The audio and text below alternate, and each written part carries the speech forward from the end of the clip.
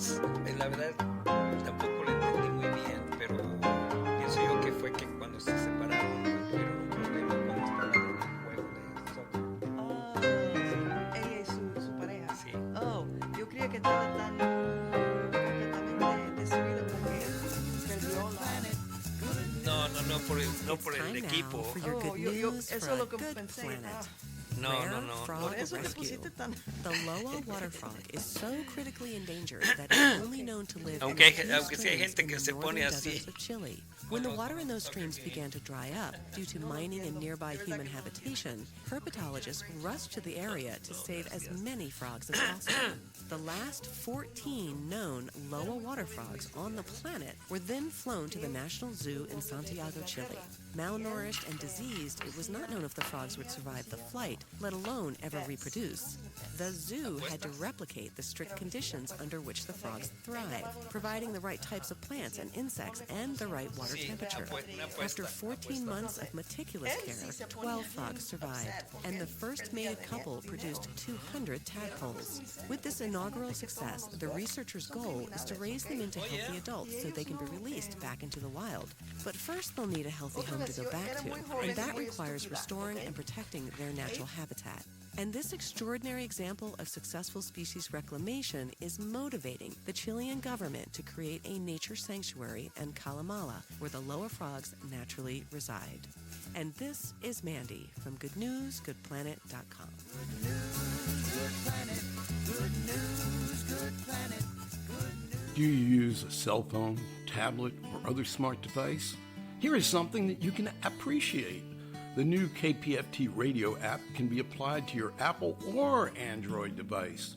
To append the app to your device, go to the Android or Apple store and download. And in the blink of an eye, the app is applied to your device. The app makes it easy to listen to all KPFT HD streaming channels, HD 1, 2, and 3, keeping you apprised of our community's going-ons. If you approve, or even if you don't, send your comments to app@kpft.org. Once applied, the KPFT app will have you applauding the ease of listening, donating, and keeping up with KPFT. One thing is apparent, here is a new way to listen to KPFT on any smartphone, Android, or Apple. KPFT Houston, the appropriate destination for your ears. Hi there, I'm Luba Dvorak, singer-songwriter here in Houston, Texas. You're listening to KPFT Houston. And good morning, this is your host Michael Bergeron for Screen Reflections. And let's go ahead and get started with a phone interview with Terry Weaver, the director of the Beast of Trinity Texas. Hello, Terry. How you doing, Michael? I'm doing great. So the Beast of Trinity Texas, let me just briefly tell the audience what I think the film is about. It's kind of a mystery thriller where there's a series of murders going on in a small East Texas town. And at first, several of the people that we meet are kind of suspect. And it's a series of strange murders that look like it's a wild animal. But as we get to the middle of the movie, we kind of discover that it's actually the East Texas Sasquatch. Do I have that pretty much right? You're kind of spot on. It sounds like you know what you're talking about. Well, I was there when you screened the film at the downtown. The red carpet premiere, the cast and crew premiere. Thanks for coming. Yeah, it was a pleasure. So, what was the impetus for making this film that you not only produced and direct, but you also star in? Well, let me tell you a story. I was on my way to Mountain View, Arkansas, and I was, this was about 5 or 6 years ago, and I was traveling with a good friend of mine who was our best boy for the film. His name is Jethro Bodine, and he starts talking about the Fouke monster out near Hope and the Boggy Creek monster. And I looked at this guy and I'm thinking, is this guy, what did he drop an acid tab before our trip? What's happening here? He was dead serious. Now, he's kind of a clown. He's kind of a joker sometimes, but he just kept on talking about it. And then he started telling me about a firsthand account of Bigfoot at a church retreat. And what got me are these specific details that he gave me. Now, I've been a mystery writer for a long time. I've written 3 mystery novels. I've done some other mystery-based TV shows. And so I've always loved that genre. I think it carries the highest stakes, murder mystery. And a good friend of mine who I served with in the military wanted to do a film. He just got out of a film program, a prestigious film program. And I said, well, let's do a movie. And we started talking about, what we love. And I love mystery. He happened to love Bigfoot. I couldn't get Jethro to stop talking about Bigfoot. And that was kind of the impetus. Could we do a really good mystery that included Bigfoot? And that was a challenge. So, what was it like to wear so many hats on this film? I mean, like I said, you're not only the director and producer, but you also star in the film as the sheriff. It didn't start out that way. I started out as just the writer. And then my partner said, well, look, you've acted for 4 years now. Why don't you play this lead? You know him better than anyone. You wrote him. And the lead in this show served in the military. And so I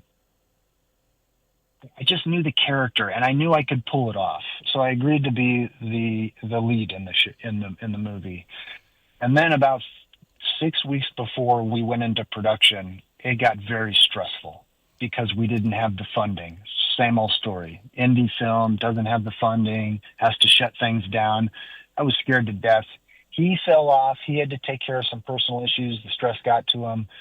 And so I had to step in. There was no way that I could turn this over 6 weeks before production. We ended up getting the film fully funded within 2 weeks of him leaving. And so there I was, left as the writer, producer, actor, and now director.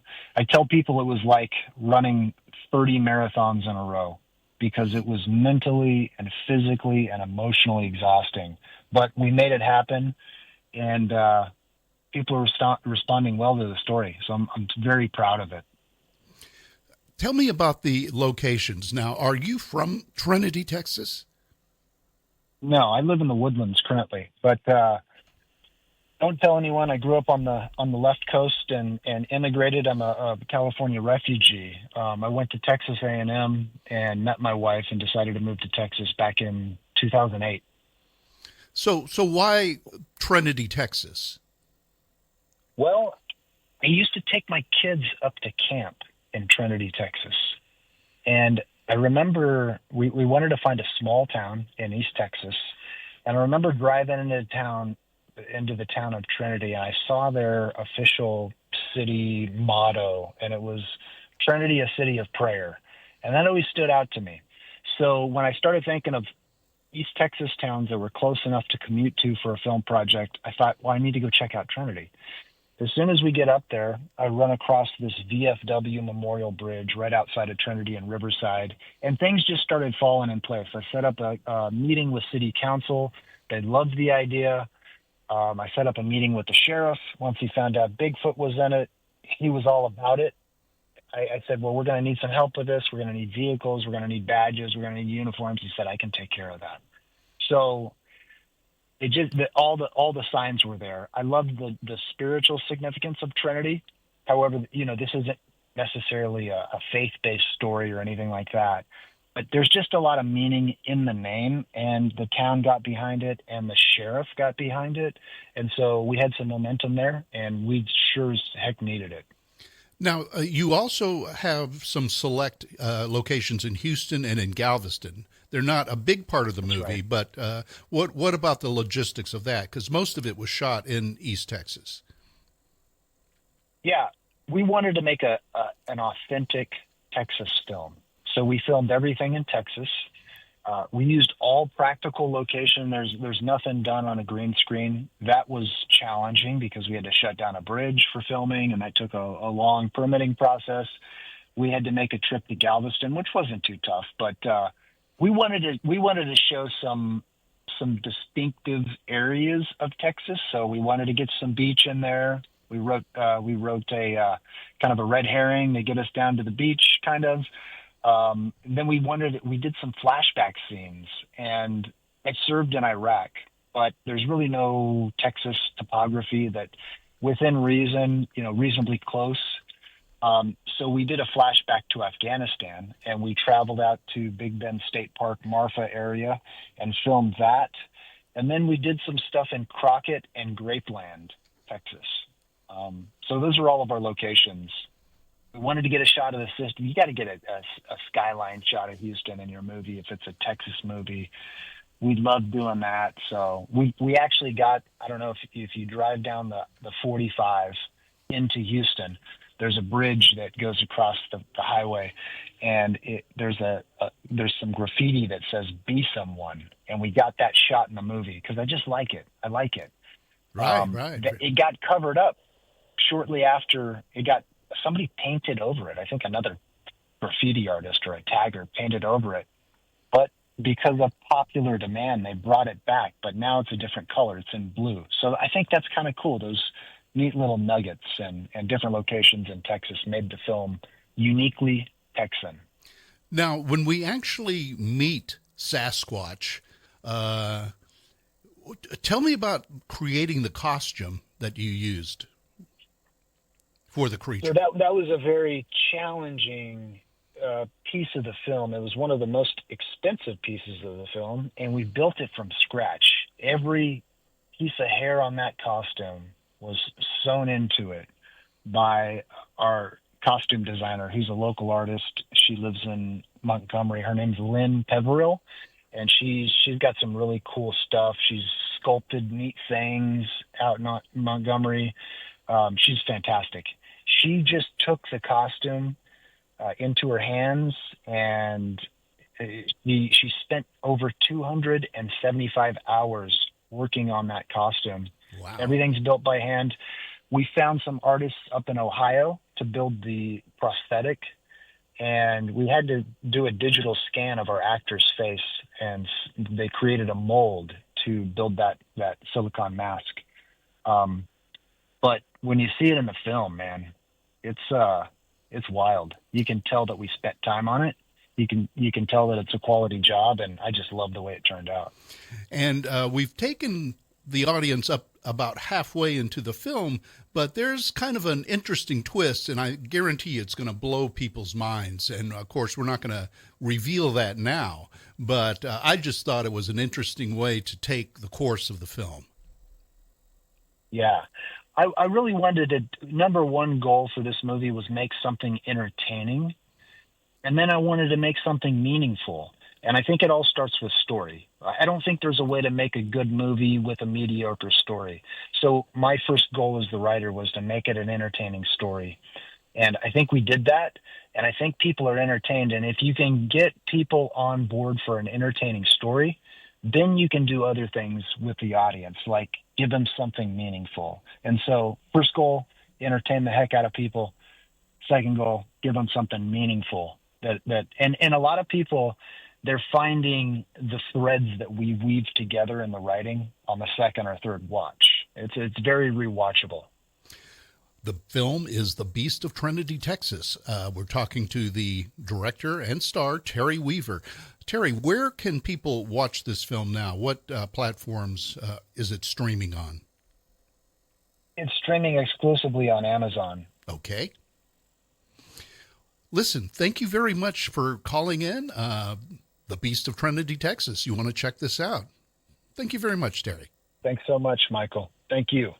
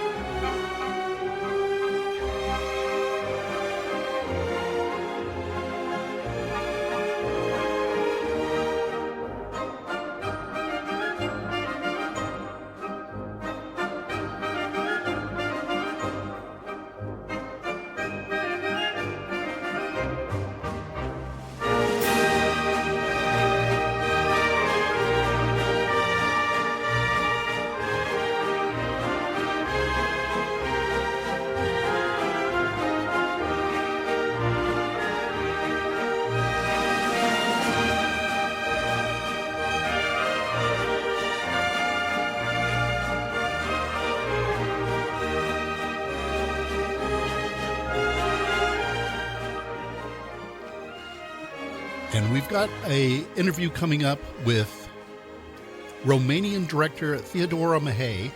This is for the movie Traffic, which is the Romanian entry for Best Foreign Language Film consideration for the Oscars. Let's go ahead and tune into that.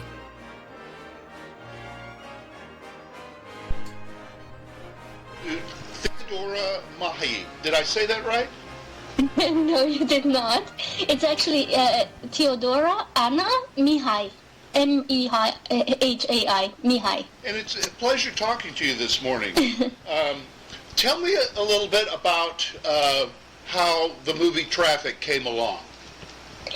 All right. For me, first of all, it's evening because I'm living in Belgium, in Ghent, more precisely. But I have a past in the U.S., let's say. I studied I finished high school in San Francisco. I studied at Sarah Lawrence in New York.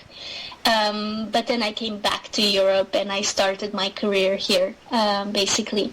And Traffic came along due to Christian Mungiu, who had been working on this script that's inspired on real events that happened in 2012 in Rotterdam. There was this huge art heist that was all over the media, and everyone was thinking that it was this big mafia heist or something very important, and it turned out to be a silly gang of Romanian kids almost who managed to steal these 7 world-renowned paintings in less than 3 minutes, basically.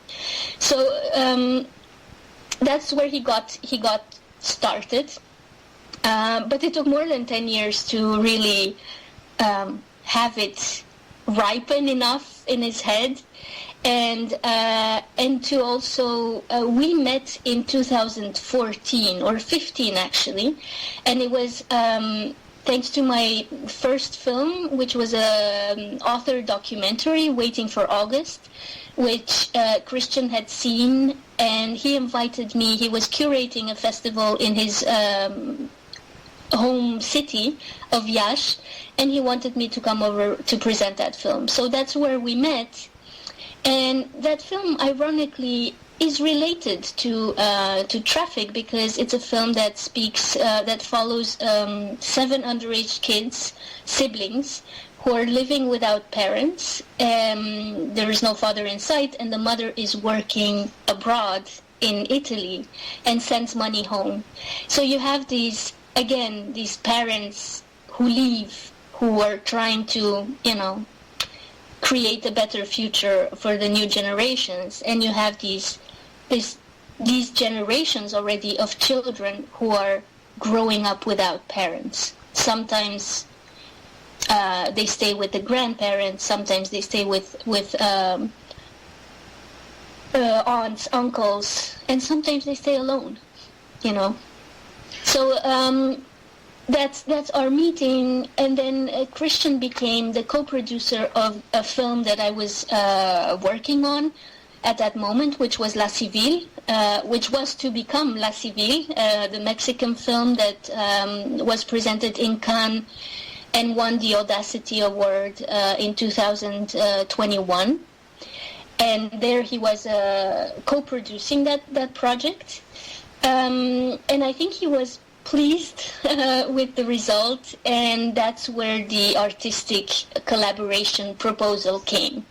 And because he knew my past very well, and he knew my context very well, he knew that I had grown up with one foot in the East, one foot in the West, because I was born in Romania in the 80s, but my parents fled the communist regime and they arrived in Belgium when I was a child. So ever since I had lived on both sides and was very familiar with, first of all, how migrants are seen in the West, and second of all, I was very familiar with both mentalities and both ways of seeing life, and I guess that's why he found it was very relevant for me to direct this film, because he did not have let's say, first-hand experience on the matter. And the film doesn't start out like a heist film. It portrays the immigrants who are living in Belgium and the experiences that they have working, like the woman who's kind of the lead is being harassed at the bar that she works at. What particular city in Belgium is that taking place in?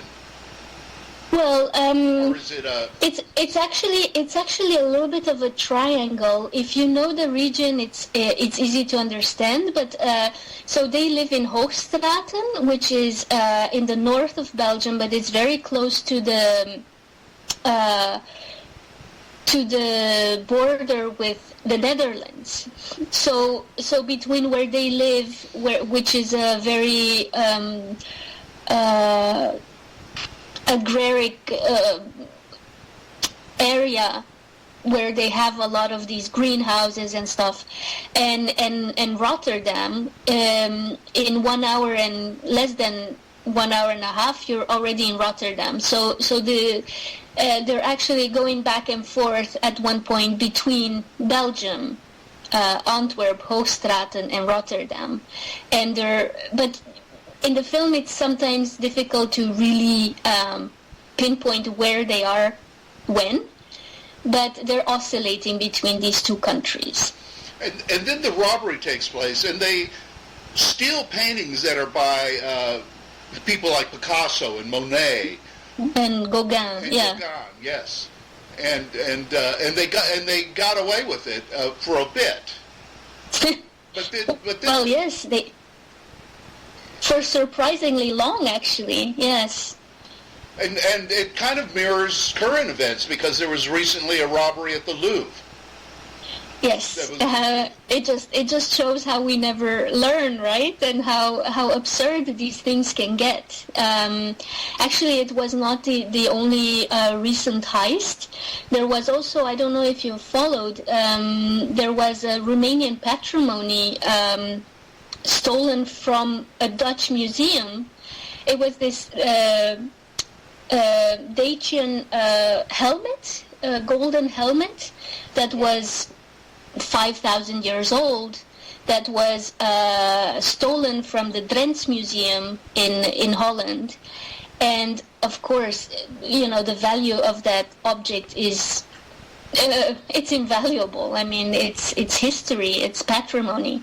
So the story now, it was the inverse case. Now Romania was the victim, and it happened again in a Dutch museum, and Romania was devastated. They never until this day, they haven't found the helmet, and it is believed that it might have been melted for the gold, which, you can imagine what that did to the value of that.